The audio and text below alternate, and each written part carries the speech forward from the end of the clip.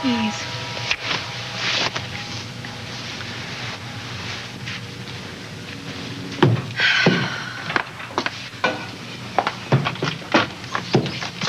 Hi, sweetheart. Hi, Mother. It's good to see you. Come on in. Thanks, you. No Roger, eh? No, he wasn't invited, only me. Oh. Well, I thought that... Never mind. What? Mother, Roger and I are still together, and he's in New York. He had an appointment. I see. And we're very happy. Why would you think differently? I didn't say I did. I don't know. I was just being awkward. And anyway, I'm glad you're here. And I'm going to go check on Peter. Okay.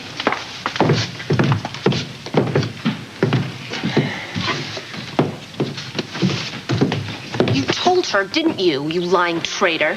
Read my lips, Dinah. I didn't go back on my word to you. Then why is my mother acting like I'm about to become the happy divorcee? In case you're having a memory loss, you're the one that asked me to tell your mother that you were going to be okay. I saw the look in her eyes when she asked me about Roger. Now, she obviously knows something more than you're telling. Maybe she loves you enough to bank on your ability to see Roger for the scum that he is and act on it. Did you ever think about that? So relax. I didn't tell your mother that I saw you and Hart together in your bedroom. I didn't want to ruin her day. Oh, for your information, you didn't see anything. Whatever. You know, and Hart is just out of this completely, and the further out, the better as far as I'm concerned. Good. I am perfectly capable of running my life without interference from you or anyone else. That's what I told your mother, and she agreed. Good. Just tell me one thing. I'm just curious. Why did you turn to Hart Jessup in the first place? Matt, just drop it, okay? Drop the whole thing. Forget you even saw Hart. Forget you saw her where?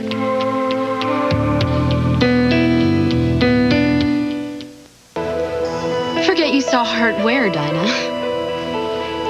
In my bed. I'm just kidding. Actually, I can't stand the sight of Hart. Really, that sort of surprises me, considering you slept with him recently. You want Hart? Did I say that? He's yours. Knock yourself out.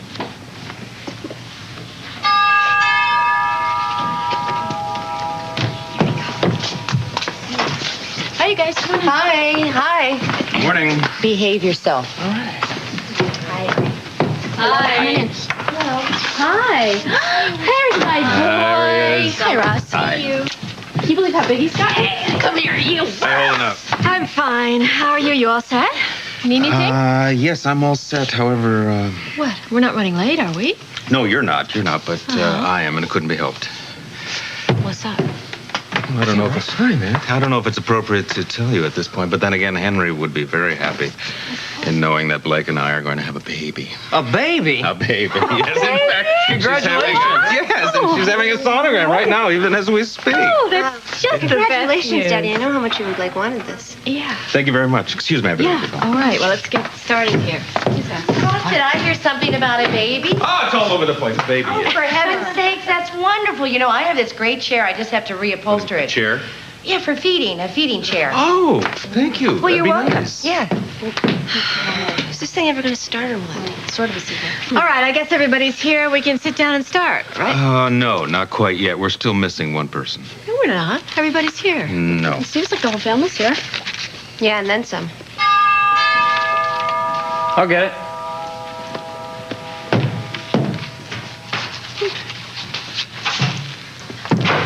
I hope I'm not too late. Hart. Hart, good morning. Good morning. How are you? I can't believe you had the nerve to show up here. What do you think you're doing, Hart? Listen, Hart was the last person put on Henry's list, but he is on the list nonetheless. Well, good. Fine. Let's all sit down and let's begin. Welcome. Let me do this for you. Here, hold this. This must be some kind of a joke. Well, I am Peter's father. Maybe that's why I was invited. Hart, there's a seat over here next to me, and Peter, if you want. Thanks, Bridget. Excuse me. Bill, honey, come sit here next to me. There's room for everybody.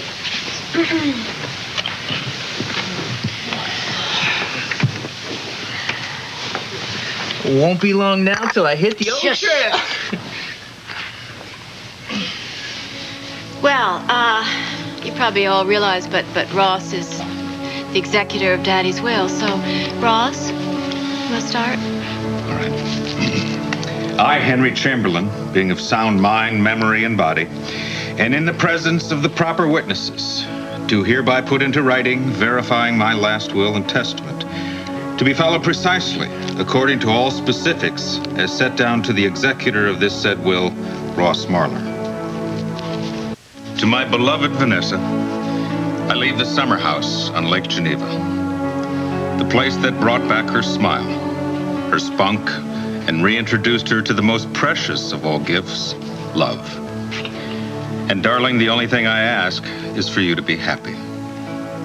To her husband, Matt, I have already given you my most treasured possession, my daughter, your wife. Other than that, you will have to be content with my gold pocket watch. Look at it often, Matt, and remember that life is fleeting. Never take it for granted. Now, the next several paragraphs detail Quint's inheritance, which I've already spoken to him about, and I've asked Vanessa to notify Jenna Bradshaw of her bequest. So, we will move on to the next one, which belongs to Henry's daughter-in-law, Nola Reardon Chamberlain.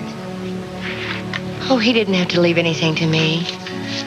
To Nola, I leave an annual annuity to be derived from my business properties in Chicago. Dear Nola, no matter what life brings, I want you to have a little safety net from your dear friend. Thank you, Henry. And now for the grandchildren. I want to talk. You want to talk? But are you going to listen?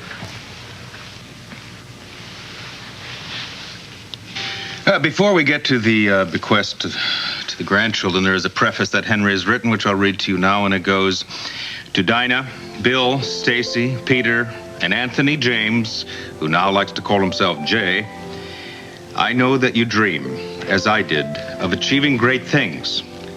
As I have known and loved you and watched you become the wonderful people that you are, I have no doubt that success lies well within your grasp.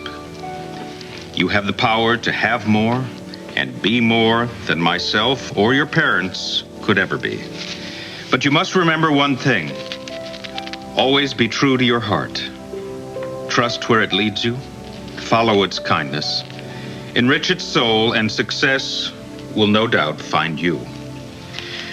Do this and you will find yourself richer than any dollar amount imaginable. So then, I sincerely hope that this gift will afford you the tools you need to make wise choices and to achieve the greatness that I know lies within each and every one of you. To Harlan Billy Lewis III, Anthony James Chamberlain, Anastasia Louise Chamberlain, and Peter Lewis Reardon, I bequeath $100,000 each in trust that, if invested well, should no doubt become more. Yes, yes, yes. So long, world. Springfield, baby. Yes.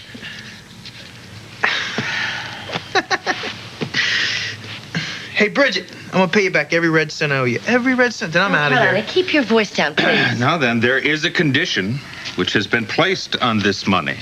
It is to be used exclusively to pay for each grandchild's higher education. What? You kidding me? Jay. Any unused portion will revert to a scholarship fund that Henry established at Hamilton College, his alma mater. Well, at least our son won't have to worry about working nights to pay for his tuition, right, Peter? Do you know what's kind of scary? I figured out that if he graduates college, it'll be the year 2014. Bridget? Oh, I'm sorry. I'll be quiet. No, I didn't mean that. What? Henry left something for you, too. He did. As Peter's mother, you've inherited $5,000, and I quote, on the condition that you go out and use it to have a little fun. Wow, thank you. I think I can manage that. Now we move on to Dinah Chamberlain Marler. To Dinah, I leave a coral brooch which belonged to my wife. It was my first anniversary gift to her, and it symbolizes the years of happiness that we shared together. The same lifetime of happiness I wish for you, Dinah. As for a monetary sum, I leave you no more than you have already received. So accept my heartfelt wish that you use it wisely for the betterment of others, and that you claim your rightful place in the heart of your family where you belong. Now, the rest of the will designates charitable gifts, including a hospice, several children's hospital, and, of course, an animal shelter. When is this going to be over? God. If you will just be patient for a few more minutes, there is one last and important bequest. In accordance with Henry Chamberlain's last wish, the remaining portion of his estate goes to Hart Jessup. What?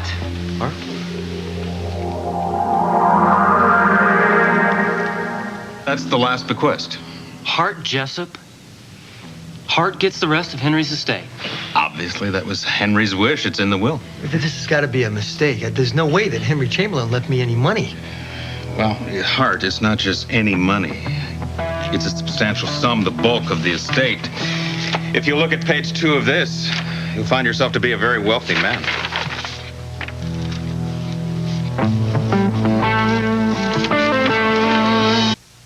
This doesn't add up, Ross. Well, frankly, Hart, I was quite surprised myself.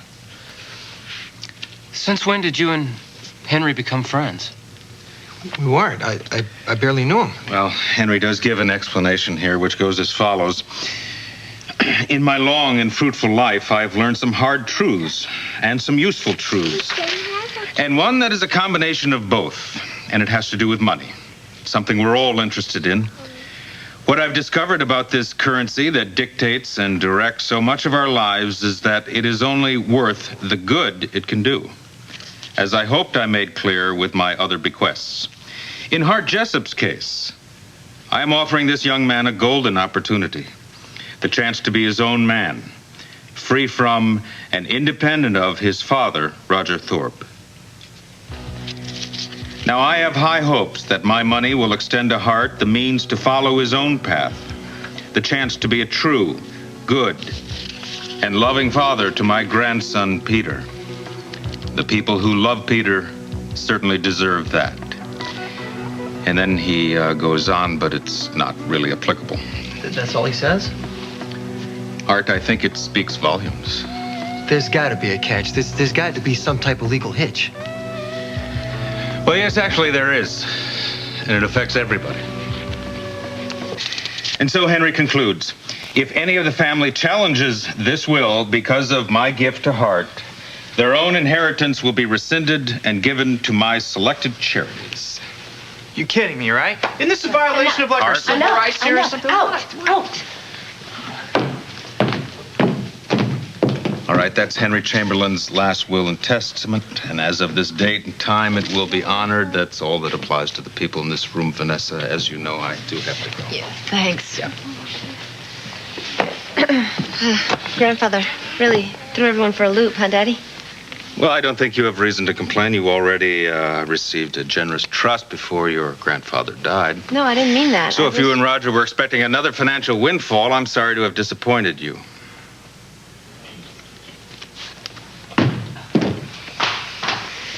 You call me if you have any questions about this one. Have a good time. Thank you, I will.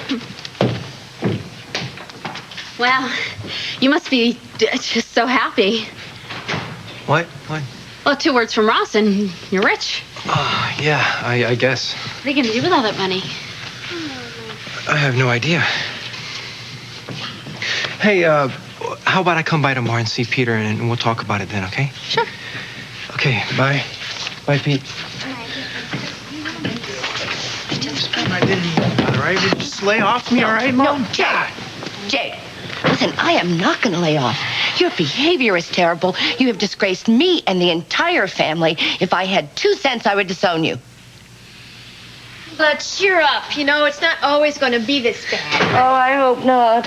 Well, maybe he was just surprised. Yeah, we all were. Absolutely. Okay, let's admit it. He's a spoiled brat. He's ungrateful. He's just a kid, you guys. Well, yeah, and, you know, maybe he'll, but...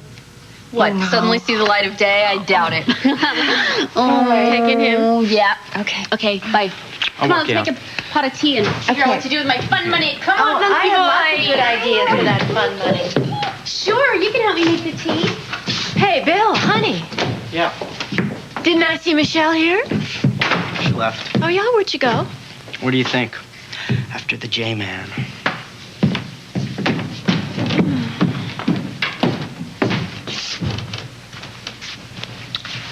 hate to see him like that. Bill? Yeah. Yeah, well, he's the last person I'm worried about around here. That kid's got a lot going for him. Now that everyone's gone, tell me, what did you really think about Henry's bequest to Hart? Oh, I think that my father was the wisest, kindest, most generous man I ever knew. And all the time that Ross was reading that will, I heard my father's voice. Henry giving all that money to Hart makes sense to you? Oh, yeah. Yep. That was vintage Daddy. Daddy was the wisest, kindest, best man I ever knew. Well, I agree with you, but your father hardly knew Hart, and he hated Rogers, so... He was also not a man to let an opportunity slip by, and that's what this bequest is all about. You've lost me. Am I missing something here? No, you just said it. The only person that Daddy hated was Roger. Right. Roger nearly drove your father to commit suicide. Yeah. And this will is Daddy's way of rendering Roger absolutely powerless. By rewarding his son. No, by setting his son free. See, I think that Daddy could really feel that Hart hated his father. And Daddy knew that Roger lived to control Hart, and he wanted Hart's love. And this way, Daddy gives Hart all this money. Hart never has to be dependent on Roger again. What if it backfires? What if Hart makes up with his father and actually spends the money with him? No, Daddy was too good a judge of character for that. Not infallible, but he knew people. He really knew people. Are you telling me your father believed in Hart? Absolutely. Remember how surprised I was when Hart came up to me at the funeral home and said that he wasn't going to try and get custody of Peter? Yeah, I remember. Well, see, I think that Daddy somehow knew that about Hart. That he knew that Hart and his father weren't cut out of the same cloth. What do you think? You think Daddy was right about Hart? Vanessa, I think your father was a fine man and was wise about a great number of things. But I gotta be honest with you, when it comes to Hart Jessup, for me, jury's still out on that one.